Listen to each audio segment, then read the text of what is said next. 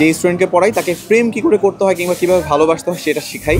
মানে বাংলাদেশি অভিনেতাদেরকে ওইরকম ভাবে আসলে আইডল হিসেবে ভাবি না, কিন্তু প্রিয় হিসেবে মনে করি। শাকিব খান আমার খুব প্রিয়। আমার কাছে মনে হয় যে মানে বাংলাদেশের কিং খান, একটা মেগা স্টার হওয়ার যে ব্যাপার, সেই দাপটটা আসলে ওনাকে দেখে মানে নিজের মধ্যে একটা গর্ব কাজ করে। সিনেমা জগতে শাকিব খানকে হিরো বলি বা শাকিব খানকে সুপারস্টার বলি, আমাকে এই নাটক জগতে এসে কিন্তু আমাদের আফরান নিশো ভাইকে গুরু বল। সেই কাজটা সম্পূর্ণটা আমাদের প্র্যাঙ্কিং প্রোডাকশনের, যেখানে আমার কো আর্টিস্ট হচ্ছে সাথী।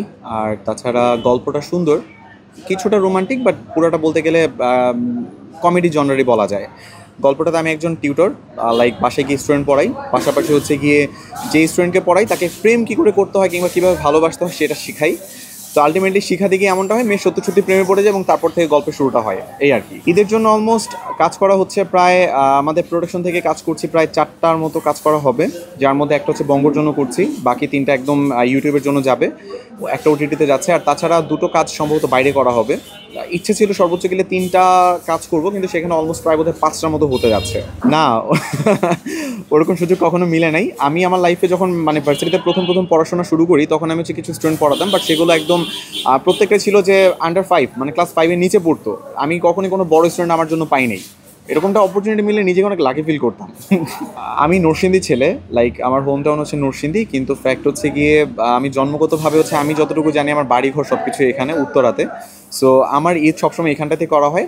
আর বলতে পারি আমার লাইফের গত 5 বছরে যে 10টা ঈদ গেছে, ওই 10টা ঈদই হচ্ছে আমি ঈদের দিনটাতে কাটিয়েছি আমার রেডিওতে।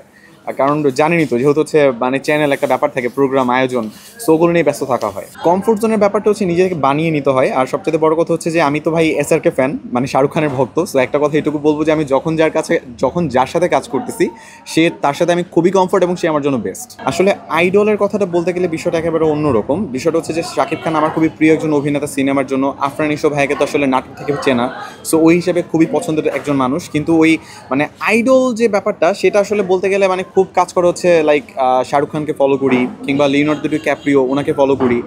মানে বাংলাদেশি অভিনেতাদেরকে ওইরকমভাবে আসলে আইডল হিসেবে ভাবি না, কিন্তু প্রিয় হিসেবে মনে করি। যেমন শাকিব খান আমার খুব প্রিয়। আমার কাছে মনে হয় যে মানে বাংলাদেশের কিং খান, একটা মেগা স্টার হওয়ার যে ব্যাপার, সেই দাপটটা আসলে ওনাকে দেখে মানে নিজের মধ্যে একটা গর্ব কাজ করে যে আমাদের একজন শাকিব খান আছে, এই ফিলিংসটুকু পাই। ইনশাল্লাহ সিনেমা হলে গিয়ে দেখবো। মানে লিটারালি তুফান দেখার পর শাকিব খানের বিশাল বড় ফ্যান হয়ে গেছি। মুভিটা হলে গিয়ে আমি দেখবো, মাস্ট বি। ইভেন অডিয়েন্স হিসেবে যারা আমাকে দেখতেছেন তাদের জন্য বলবো, সিনেমা হলে গিয়ে দেখতে হবে এই সিনেমা। বিষয়টা হচ্ছে যে বরবাদ নিয়ে আশাবাদীর কথা বলতে গেলে এটুকু বলতে হবে যে যখন শাকিব খানের নাম আসতেছে, তখন এই সিনেমা আসলে এটাকে নিয়ে ভাবনার কিছু নাই, এটাকে নিয়ে মানে দ্বিমত পোষণ করার কোনো কারণ নাই। মুভিটা মাস্ট বি দেখবো। আর এটা দেখার পর দেখা যাবে দাগিটাও অবশ্যই দেখাবে। কারণ এটুকু বলতে পারি যে আমি যদি সিনেমা জগতে শাকিব খানকে হিরো বলি বা শাকিব খানকে সুপারস্টার বলি, আমাকে এই নাটক জগতে এসে কিন্তু আমাদের আফরান নিশো ভাইকে গুরু বলে, সবাই গুরু বলে সম্বোধন করে।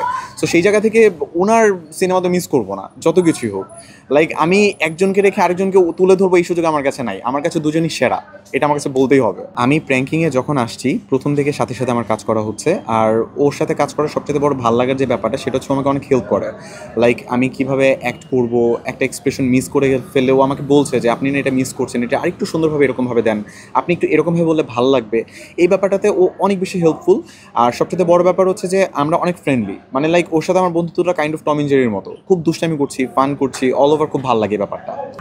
না বিষয়টা এরকম না। গিফট তো টুকটাক আছে, হ্যাঁ, এটা পাওয়া হয় আলহামদুলিল্লাহ। সেটা রেডিও সুবাদে হোক, কিংবা হচ্ছে আমাদের যারা মানে দর্শক আছে, যারা আমাদের কাজ দেখে, সেখান থেকেও গিফট আসে, ঠিক আছে। কিন্তু শপিংয়ের বিষয়টা আসলে অন্যরকম। কারণ ছোটোবেলা থেকে এই ফ্যাসিনেশনটা নিয়ে বড় হয়েছি। আমি তো জানতাম না যে মানে এই 26 বছর বয়সে সে এখন থেকে যদি আমি প্রায় 20 বছর পিছিয়ে যাই, আমি তো জানতাম না যে আমি লাইফে এই জায়গাটাতে এসে দাঁড়াবো। ইভেন সেই সময় স্বপ্নটা এতটা দেখেছি কিনা সেটাও আমি জানি না।